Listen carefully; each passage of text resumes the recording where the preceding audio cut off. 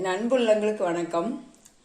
இவன் அடுப்பே பற்ற வைக்காம தயிர் சாதங்க சீக்கிரம் ஒரு 10 நிமிஷத்தில் ரெடி பண்ணுறது எப்படின்னு பார்க்கலாங்களா? அதுக்கு அவல் நான் ஒரு 100 கிராம் எடுத்துருக்குறேங்க. அதாவது லேஸ் அவல் எடுத்துருக்கிறேன். நம்ம கெட்டி அவலும் எடுத்துக்கலாம்.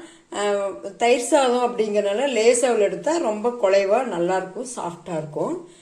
தயிர் ஒரு 100 கிராம் எடுத்துருக்குறேங்க. திராட்சை ஒரு 10-20 திராட்சை, கருப்பு திராட்சை, நமக்கு பச்சை திராட்சை அது கருப்பு திராட்சை எது கிடைச்சாலும் போட்டுக்கோங்க. இது கிடைச்சா ரொம்ப நல்லது. மாதுளை ஒரு 100 கிராம் மாதுளை எடுத்துருக்கிறேன். அப்புறம் வெங்காயம், சின்ன வெங்காயம் போட்டுக்கலாம், பெரிய வெங்காயம் போட்டுக்கலாங்க. கருவேப்பிலை, பச்சை மிளகாய் நமக்கு காரத்துக்கு தகுந்த மாதிரி போட்டுக்கோங்க. இல்லை பச்சை மிளகாய் பிடிக்காதவங்க வரமிளகாய் கூட போட்டுக்கலாம். அப்புறம் தாளிக்கிறதுக்கு நான் கடலைப்பருப்பு உளுத்தம்பருப்பு எடுத்துருக்கேன். தேவையான அளவு உப்பு. தாளிச்சும் சாப்பிட்லாம். இது அப்படியே பச்சையாக வெங்காயத்தை போட்டு அப்படியே சாப்பிட்லாங்க. இல்லை அது எனக்கு பிடிக்கல அப்படின்னா நம்ம தாளிச்சும் சாப்பிட்லாம். இப்போ நம்ம அவல் நல்லா ஊற வச்சுட்டு வந்துடலாங்க. ஒரு 2-3 நிமிஷம் ஊறினாலே நமக்கு நல்லா ஊறிடும் அவல்.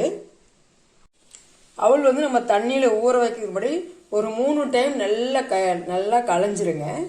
அதுக்கப்புறம் கொஞ்சமாக தண்ணி அவல் முழுகிற அளவுக்கு மட்டும் தண்ணி ஊற்றுங்க. ரொம்ப தண்ணி ஊற்றி ஊற வைக்க வேண்டாம். ஏன்னா அது லேஸ் அவல்னால ஒரு 3 நிமிஷம் 3 to 5 நிமிஷம் நமக்கு நல்லா ஊறிடுங்க. இந்த அவல் ஊறிக்கிட்டு இருக்கிற கேப்பில் நம்ம தாளிச்சுக்கலாங்க. நம்ம தாளிப்பு எப்படி போடணும்னா தாளிச்சதுக்கப்புறம் சூடாக போடக்கூடாதுங்க, ஆற வச்சு தான் நம்ம போடணும்.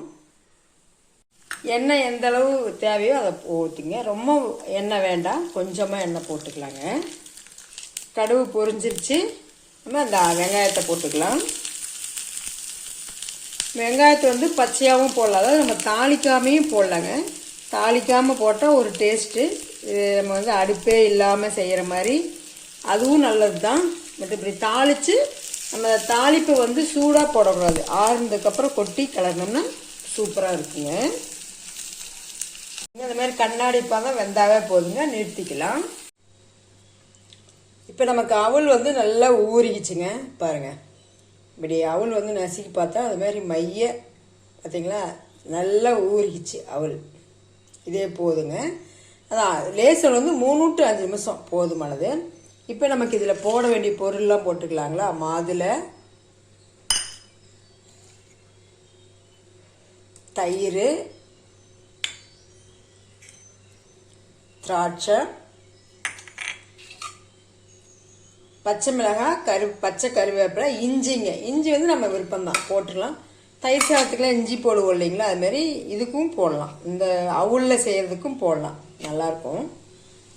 அப்புறம் தாளிதை பார்த்தீங்கன்னா ஆறிடுச்சு, நம்ம கொட்டிக்கலாங்க. ஆறுனதுக்கப்புறம் தான் போடணும், அப்போ தான் நல்லாயிருக்கும்.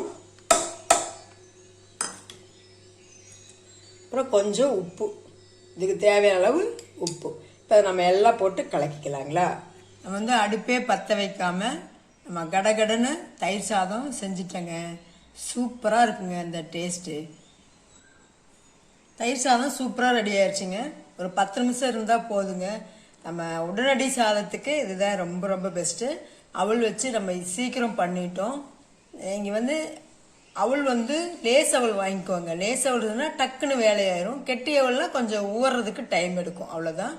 இதே மாதிரி நீங்கள் செஞ்சு பார்த்துட்டு எப்படி இருக்குதுன்னு கமெண்ட் பண்ணுங்கள், சப்போர்ட் பண்ணுங்கள், சப்ஸ்கிரைப் பண்ணுங்கள். தேங்க்யூ.